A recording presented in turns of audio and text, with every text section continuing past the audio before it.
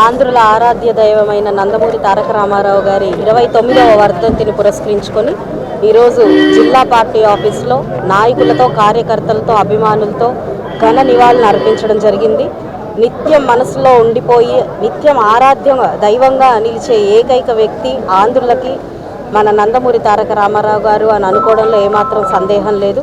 బడుగు బలహీన వర్గాల అభ్యున్నతి కోసం ఆనాడు తెలుగుదేశం పార్టీని స్థాపించడం, అది నిరంతరాయంగా ఇప్పటికీ కూడా అదే బడుగు బలహీన వర్గాల సంక్షేమం కోసం, అభివృద్ధి కోసం పాటుపడుతూ ముందుకు తీసుకెళ్తున్న చంద్రబాబు నాయుడు గారు, నారా లోకేష్ గారు వారందరూ ఎన్టీఆర్ గారి స్ఫూర్తితో ముందుకు వెళ్ళడం, అదేవిధంగా మేము నాయకులమందరం కూడా ఆ స్ఫూర్తిని ముందుకు తీసుకువెళ్తూ ఈరోజు సంక్షేమ పథకాలతో రాష్ట్ర అభివృద్ధిలో పాలు పంచుకుంటూ ముందుకు వెళ్తూ ఉన్న క్రమంలో ఇలాగా ఆయనకి జయంతుల రూపంలో, వర్ధంతుల రూపంలో నివాళులు అర్పించడం చాలా సంతోషకరం.